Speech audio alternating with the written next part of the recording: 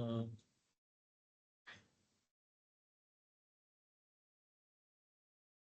all right. I hope I'm audible.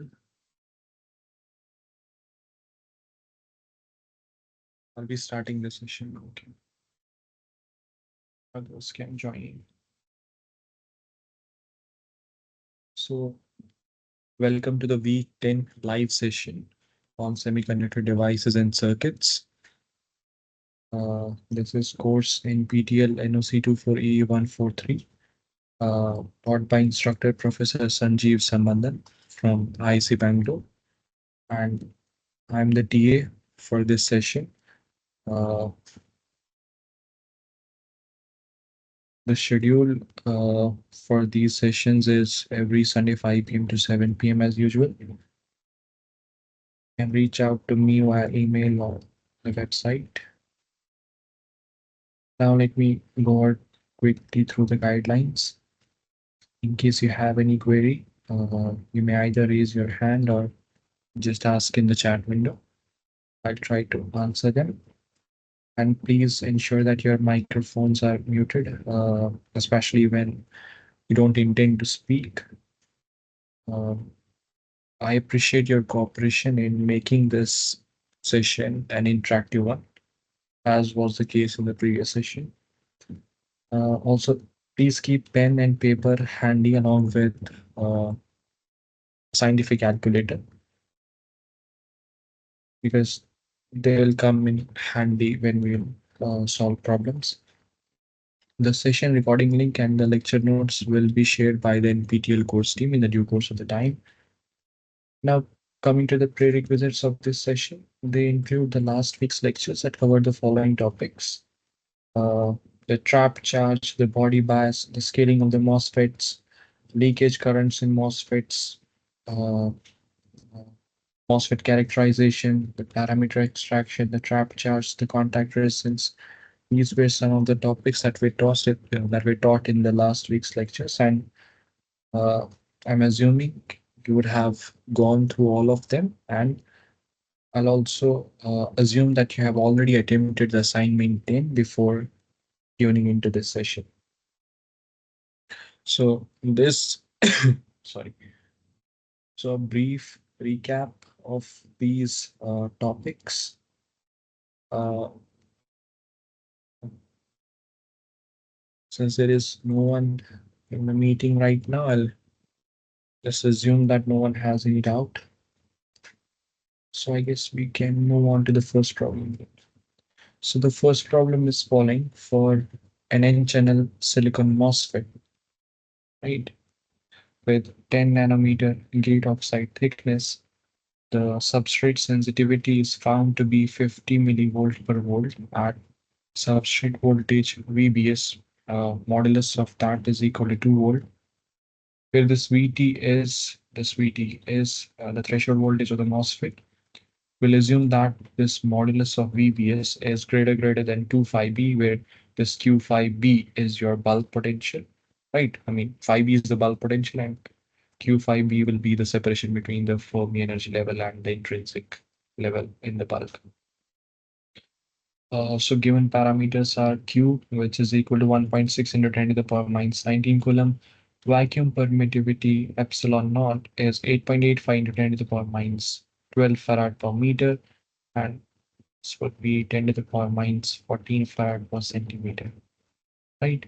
And relative permittivity of silicon is 12.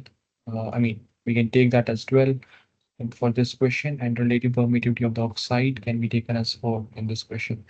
We need to find the doping concentration of the substrate. So I don't have anyone in the session, I guess I'll not wait and directly start solving it. So this was actually assignment problem that I had given in the last week's live session. Since there is no one in the meeting to confirm if this problem was indeed solved at your end, so that's why, I mean, I'll be solving it in this session. So let me now open a different page.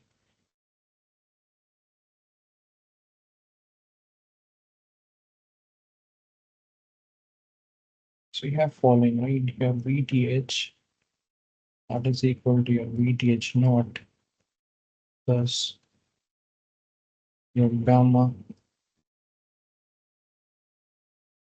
square root of your VBS plus modulus of 2 phi f minus square root of the modulus of 2 phi f, right? And you know that your gamma that is equal to square root of your 2 cube epsilon s Na by Cox prime. Right? What is your this should I call this substrate sensitivity? Well, substrate sensitivity is your dou VTH by dou VBS, right? And that is equal to this would cancel out, right? And this has VBS dependency, so it would be we need we need to differentiate this with respect to VBS, right? So this would be a gamma all divided by 2 times your square root of your VBS plus your 2 pi, right? Because this won't contribute because there is no VBS here. VBS is only present here. So I'll have I mean term corresponding to the derivative of this from this. So this part is done, and now okay.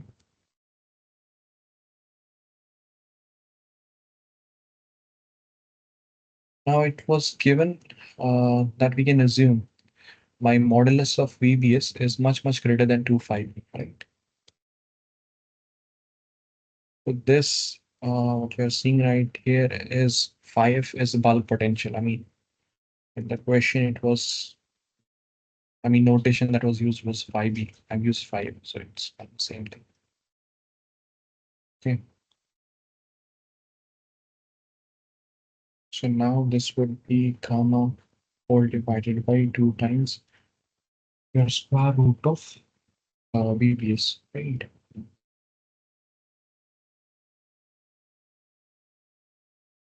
You know, uh, I mean, of course, we assumed that my VBS is much greater than 2 phi.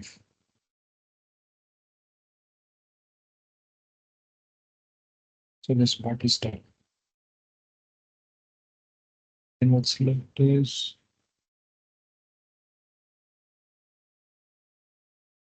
how much is dou VTH? This particular term is 50 millivolt per volt, right? So I'll write 50 millivolt per volt times this particular term, right? This would give me gamma. So what is VBS? The VBS is 2 volts, right? So we write that. So this is 2 and then square root of 2, right? Instead of VBS, I've used this 2. So that would be equal to gamma. So what is gamma then? The gamma is equal to uh, wait, gamma I know, right? Gamma is equal to this particular quantity. Can use this.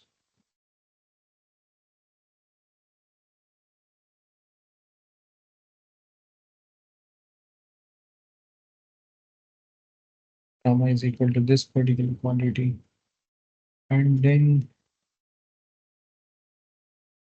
yeah.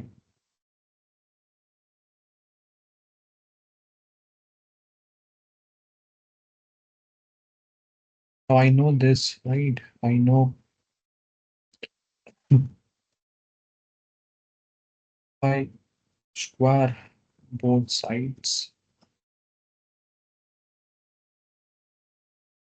I'll get following. If I square both sides, I'll get this. I'll get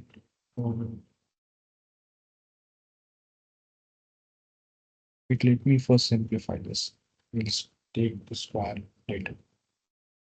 This is zero point 0.1 times square root of 2, and that is equal to your square root of 2q epsilon s Na whole divided by your C of square.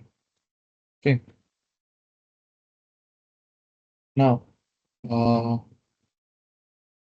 I have a square root here as well, right? I mean, I can cancel these two square roots. And after canceling them, I'll take the square on both sides. I'll end up following equation.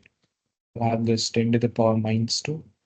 That is equal to Q epsilon S Na whole divided by your C of prime squared. Right. And yeah, then what is your Na? Your Na would be equal to 10 to the power minus 2 multiplied by your, instead of Cox prime, I can write epsilon Ox by Tox, right? So I'll have epsilon Ox square in the numerator, and I'll have Tox square in the denominator, and then Q and epsilons. These I took care. That's it. So what will I have?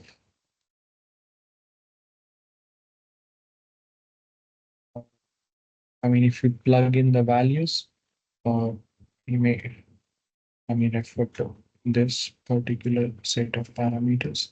Take the relative permittivity of the oxide is 4. This one, right? This one is, relative permittivity for silicon is 12, right? And then you multiply both by this vacuum permittivity 8.85 into 10 to the power minus 14 farad per centimeter. And yeah, Q we know, right? That is 1.6 into 10 to the power minus 19 coulomb. We'll end up at this particular value, right? Be 7.35 into 10 to the power 15 per centimeter cube. Okay.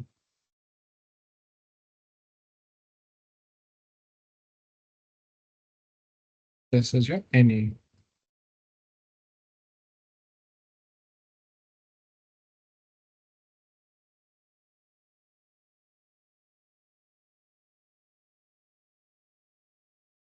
So Na is down now. That was what was asked, right? We had to compute the doping concentration of the substrate. So the correct answer is option in this one, right? 7.3 is about 15 centimeter cube. So now let's move on to the second one. I do have one student now, right? So I'll wait for you to attend this one before showing it myself now. So the question is following. An ideal MOS capacitor has got a boron doping concentration of 10 to the power 15 per centimeter cube in the substrate. When gate voltage is applied, a depletion region of width 0.5 micrometer is found with this surface potential equal to 0.2 volts. Epsilon naught is given. Your relative permittivities of the silicon and uh, oxide are 12 and 4 respectively. We need to compute the peak electric field in this oxide region, okay, in the oxide region. So I guess I'll wait, okay. Prasad Rao, you may, type in the chat when you're done with your attempt, okay? I'll only start it.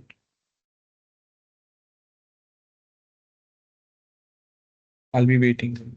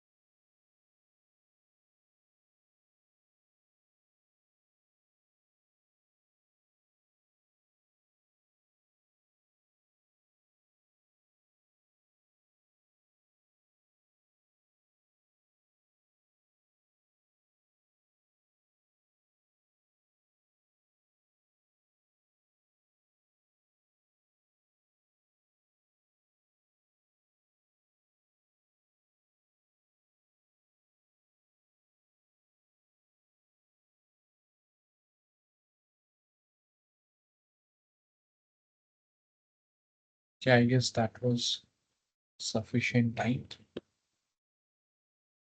Start solving it myself.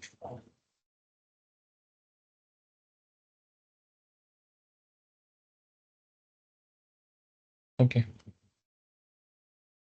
so we have got a boron doping, right? So see, we have boron doping.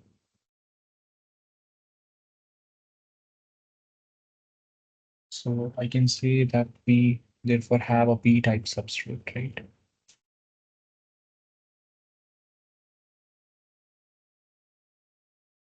And uh, thus we'll have an NMOS, right? We'll be having an NMOS.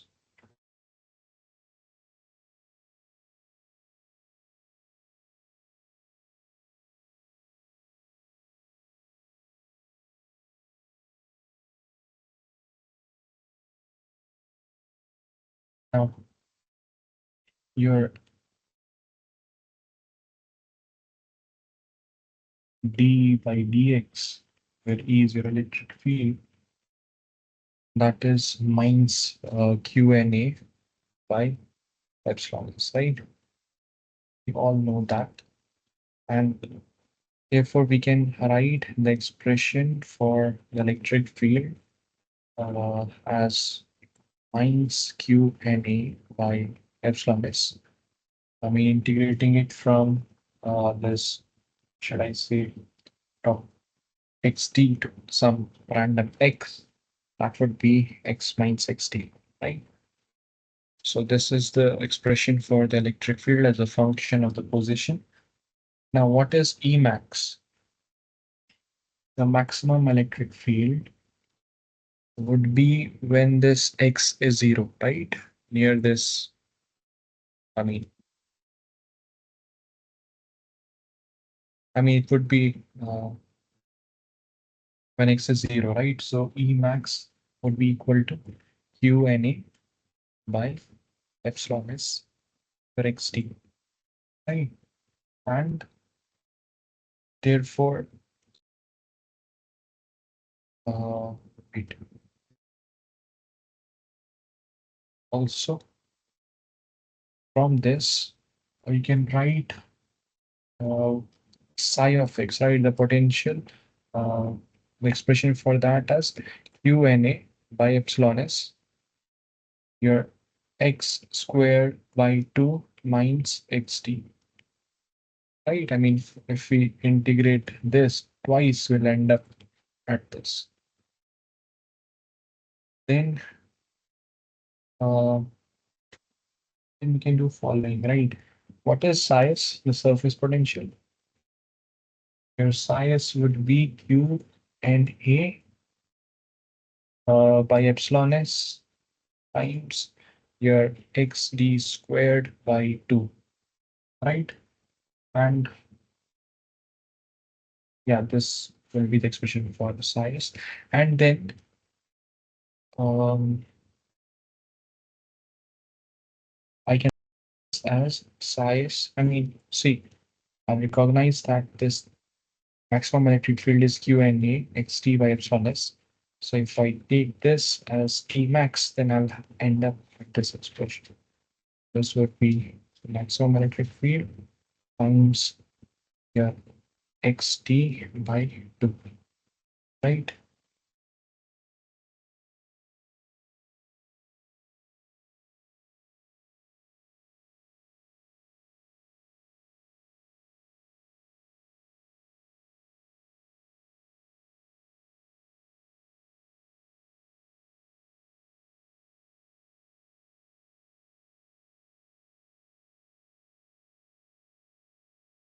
So this is your Emax, right?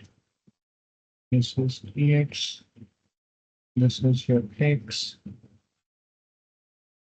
So this is your XD, right?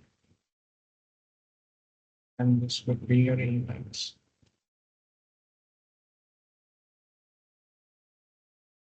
Now, what is Emax from this?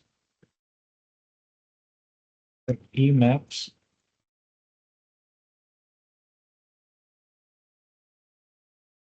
what would be your Emax? Emax would be 2 times size by XD, right? Let's take a different page now.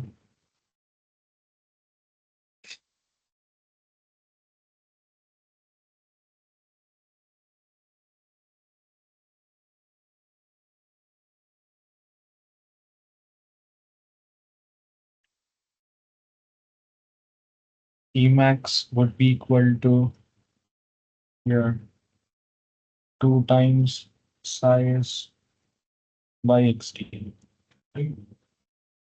Which is equal to 2 times what is size? What is size? Size is 0.2. What is XD then? Your XD would be this, right? 0.5 micrometer.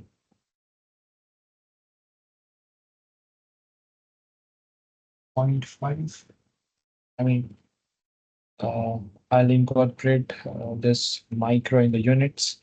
So this would be, yeah, volt per micrometer, right?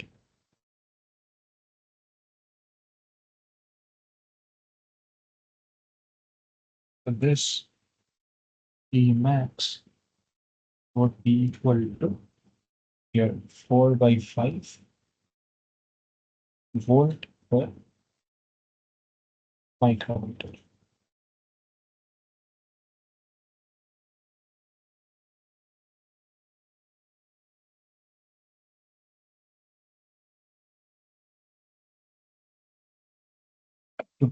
Now, if we uh,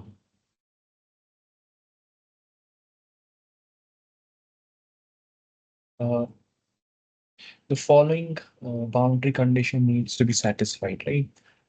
Following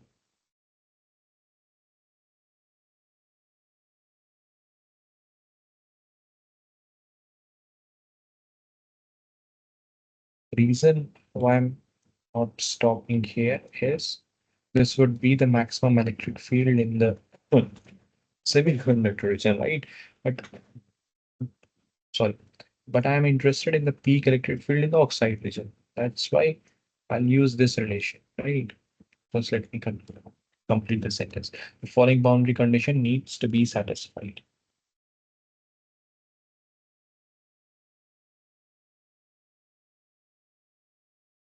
I'll write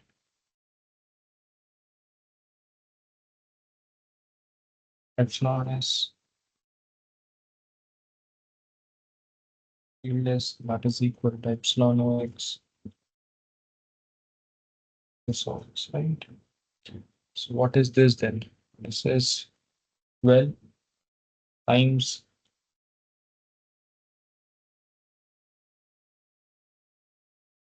ES, right? That is 4 over 5, which we just completed, right? Emax. And what is this? Eox is 3, and this would be your Eox maximum, right? This would be the maximum one. So which would be equal to the Eox max. That would be equal to suppose 25, 25, 5. Oh, wait, this would be 16 over 5, which is equal to 2.4, right? And the units would be the same, volts per micrometer, right? So that is your answer.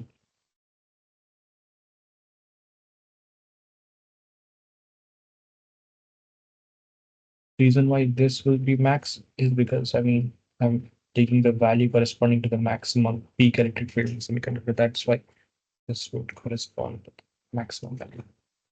Is this clear?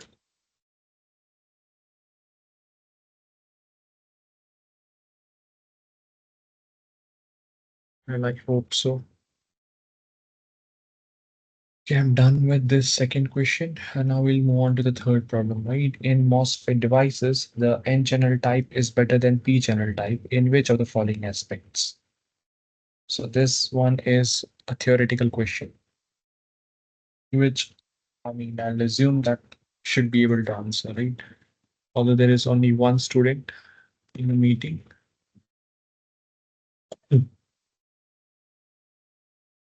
So why is, which of the option is correct?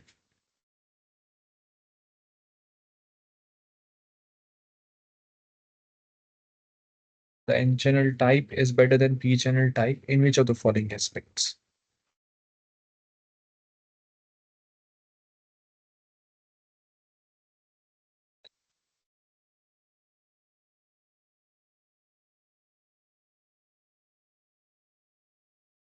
See, the answer is the N-channel type MOSFET devices, they have better mobility, right? Better mobility than the P-channel counterparts. D, it has better drive capability. Drive capability, I mean, will N-channel have the better drive capability? And I'll need to look into that, but this is something that is obvious, right? At least for silicon. The N channel MOSFETs, they have better mobility compared to the P channel type MOSFETs. Why is that the case? Why?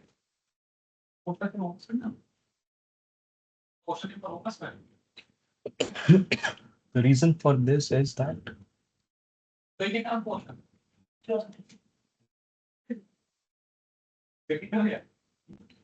your current carriers in your NMOS are electrons, right? And in PMOS,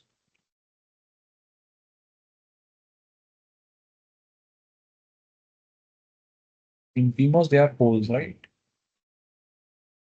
In PMOS, they are holes.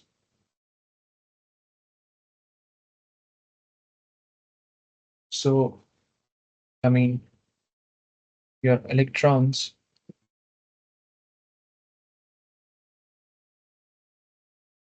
in silicon, obviously, uh, they have got better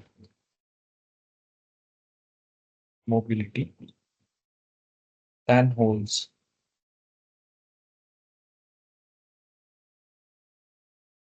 So, your NMOS is better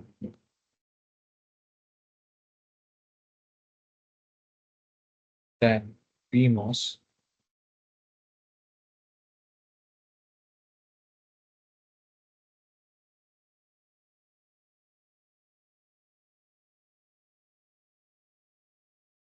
in terms of mobility, right?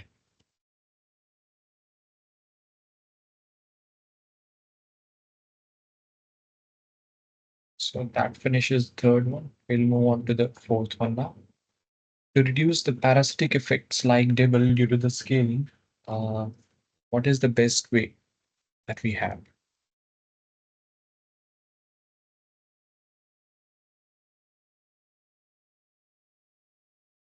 Well, the best way that we have is to surround the gate uh, and hence increase the gate control, right? Because that would reduce the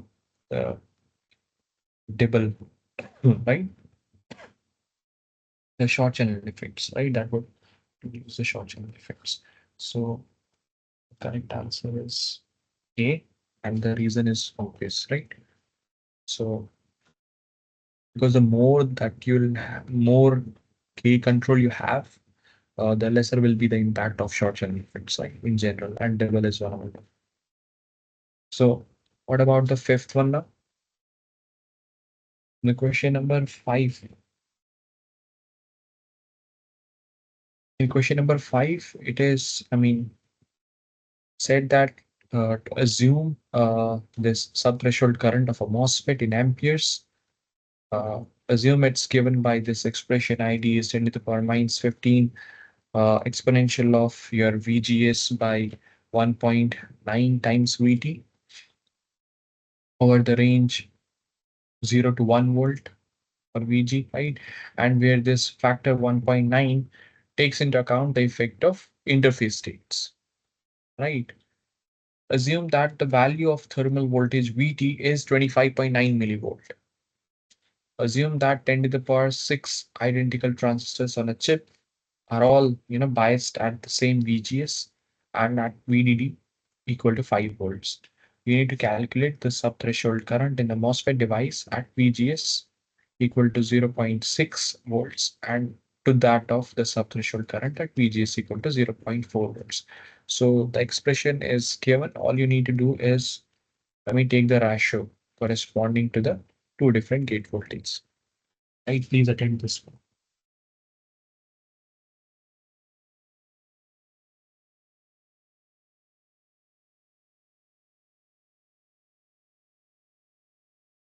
I'll wait.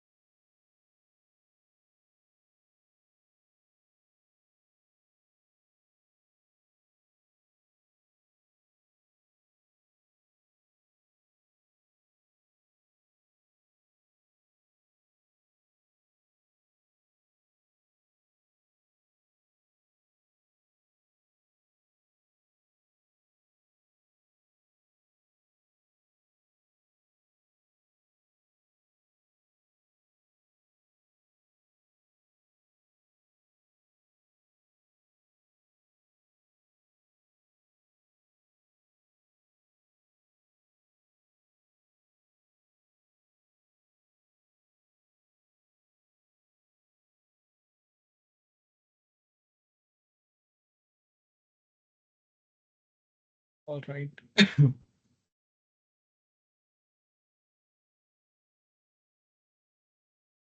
So you're given subthreshold current expression was following, right?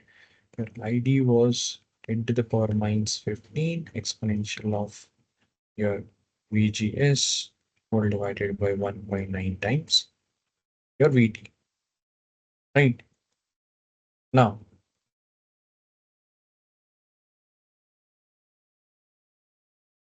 at VGS equal to 0.6 volts, right?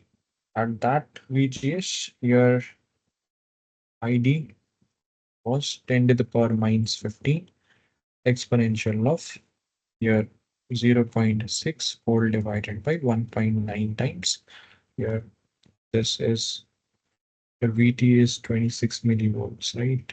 So this is 26 milli.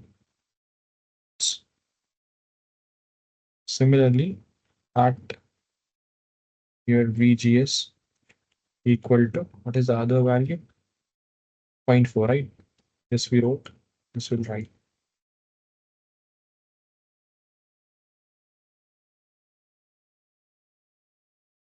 Your ID would be equal to 10 to the power minus 15 exponential of zero point 0.4 by zero point 0.9 times your 26 millivolts, right? I mean, if I'll denote them by ID1 and ID2, then I'll simply have, I mean, the quantity of interest is ID1 by ID2, right? Falling is the quantity of interest. ID1 by ID2. And what is that equal to?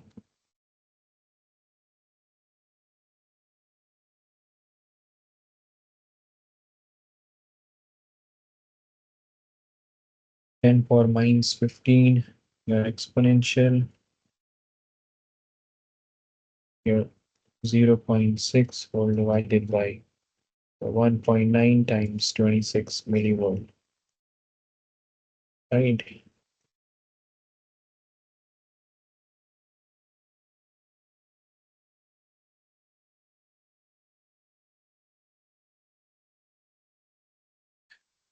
Now you need to evaluate this, right? I mean, if you'll plug in the values, this ratio comes about as 58.5. So that's why the correct answer is this one. Hope it was clear. Now, with reference to the details given in the question above, you need to calculate the total current that must be supplied to the chip at VGS equal to 0.7 volts.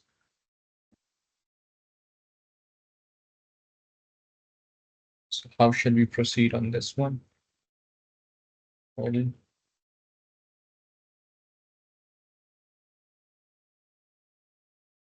at VGS equal to 0.7 volts is your ID. ID is 10 to the power minus 15 times exponential of 0.0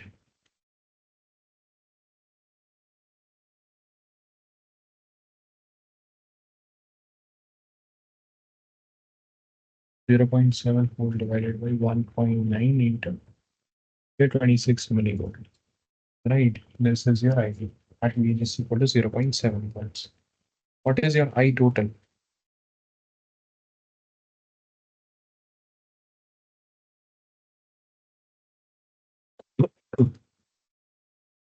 Your I total is n times ID, right? And that is equal to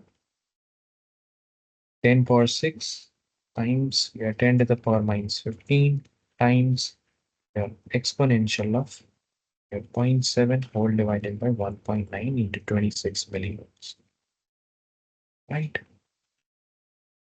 Your I total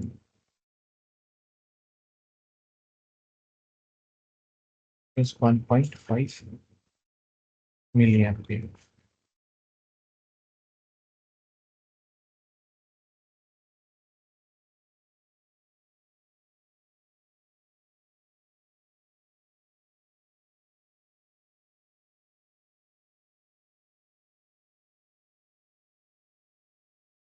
right? That is your I total. So the correct answer is this one.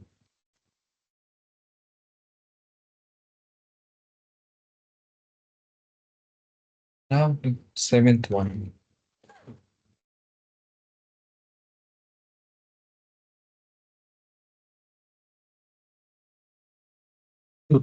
Sorry. With reference to the details given in the question 5, right? We need to calculate the total power dissipated in this chip at VGS equal to 0.91. So we know that, see how we proceed for this. The power consumed or dissipated, right? That is equal to your I total times your supply voltage, VDD, right? We all know this. So first we need to compute I total, right? But I total, we know that this I total is equal to your 10 power 6 into 10 to the power minus 15 exponential of your 0.9, right? Why 0.9? Because VGS is taken at that value. 1.9 times 26 milliwatt, right? Times VDD, that is 5. That is your I total. So if you read, sorry, and what is your VDD? Your VDD was 5 volt, right? So that's why your P, right, is approximately 0.444 watts.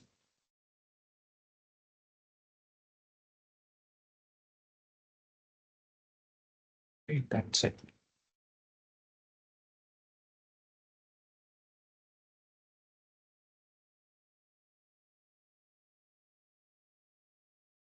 So we are done with 7th. Then we are left with few more questions. Uh, this one, question number 8. Select all the true statements in the following question. So which of the following statements are true?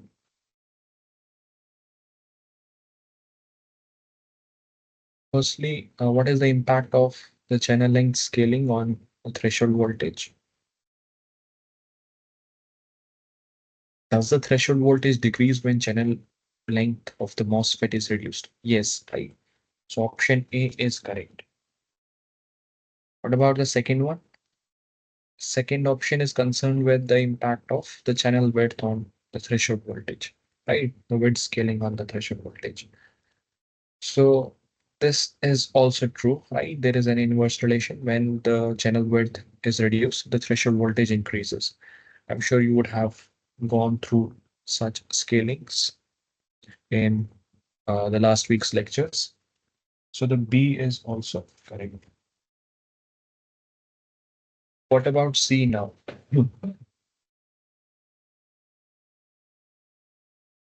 If they both are reduced by a K, I mean the channel length and the channel width and oxide thickness. Okay, three things are reduced by the factor K with constant voltage scaling. The drain source current increases by a factor K. That also is true. I'm sure you would be able to figure it out, right? You would have gone through this constant voltage scaling scheme, right? How the drain source current scales with various, I mean, length, width, oxide thickness, and other things, right?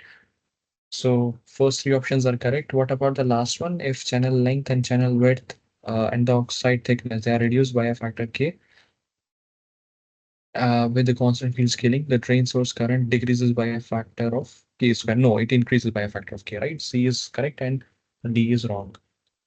So, I mean, this is wrong.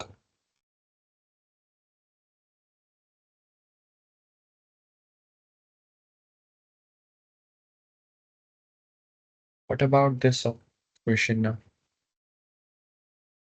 What is the best possible way to reduce the parasitic BGT action in the scaling of a device?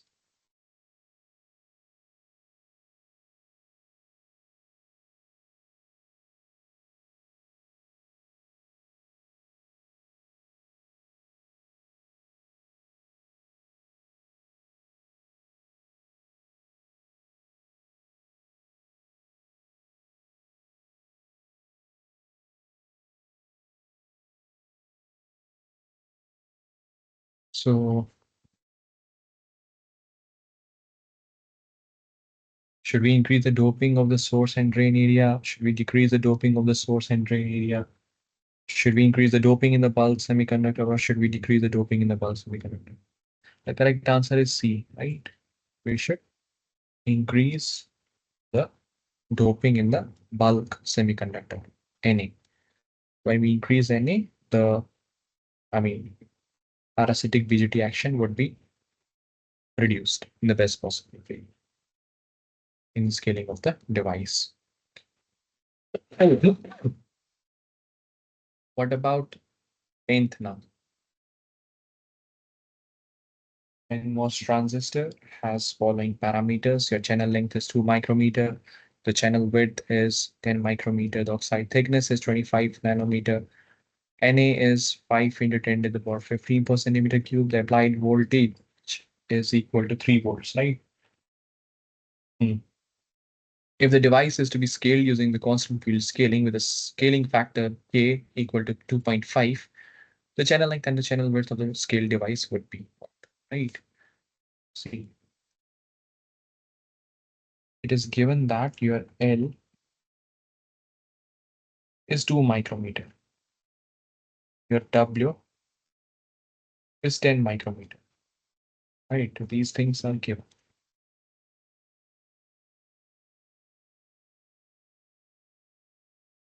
Now with constant field scaling, right, your L prime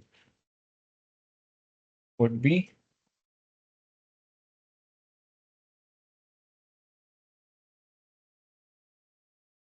L by K, right? Similarly, your W prime would be your W by K, right, which would be equal to 2 micro by 2.5, and W prime would be 10 micro by 2.5.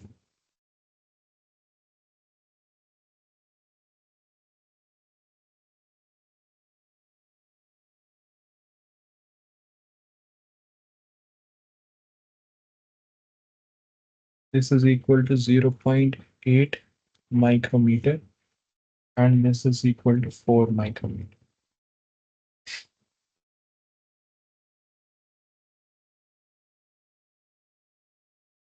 So which option is correct? The correct answer is option D, right? This one is correct. Because here, the scale device channel length would be 0.8 micrometer, and your scale device channel width would be 4 micrometer, right? So we are done with this one. What about question 11 now? Right. For question 11, we need to find the oxide thickness for the scale device that is given in the question. In the book question, right? Q10. So what is the oxide thickness for the scale device?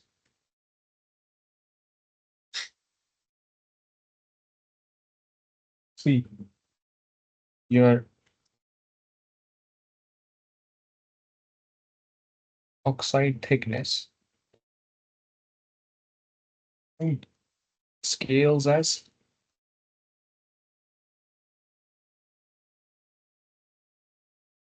Tox by K, right? Now what is your Tox prime then? So your Tox prime would be your existing Tox, which is this, right? 25 nano.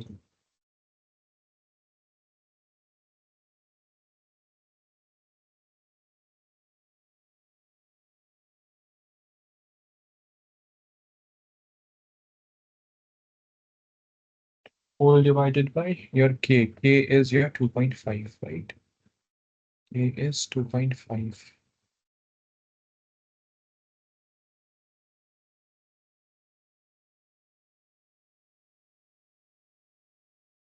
This is equal to your 10 micrometer, right? So Tox prime is your 10 micrometer. Done.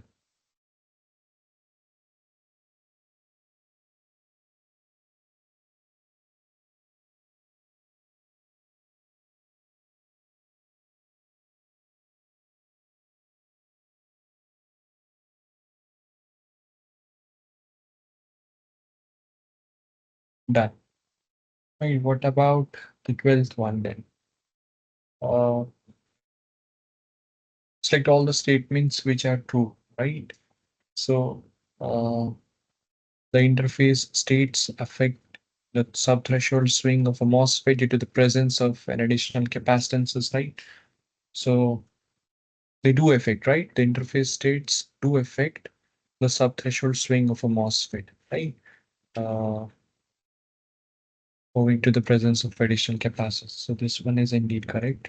CV characteristics curve of a MOS system shifts to the left, right, based on the presence of trap oxide, chassis oxide, which is true, right? That does shift. Why does that shift? Is because the flat band shifts, right? That is the reason why CV characteristics shifts. So the third option is presence of trap charge has no effect on CV characteristics of the MOS system. That contradicts with the option B, which we said is correct. So which we'll ignore, right? So then we have fourth option, which is the charge present at the oxide semiconductor interface has strong effects on the threshold voltage value, right? So the charge that are present at the interface does have strong effect on the subthreshold, I mean, on the threshold voltage value. That is true, right? So we'll taking this as the correct option as well. So the combination would be A, B, and D, right? So is this clear then? This was actually the last, question. Uh, let me know if you have any doubts, okay? I'll be waiting. I'm waiting for your doubts.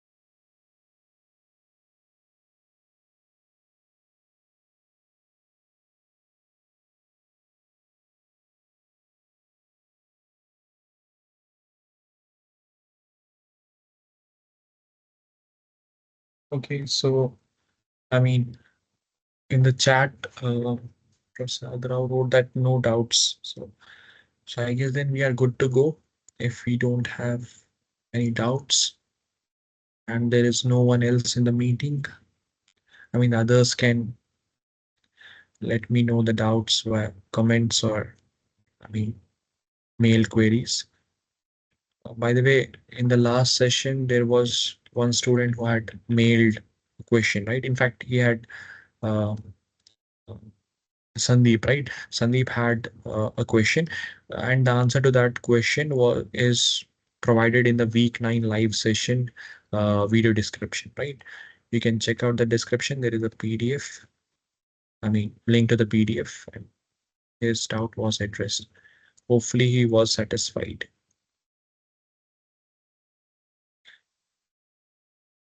All right. We'll be ending the meeting then. Fine. Thank you. Thank you. Thank you.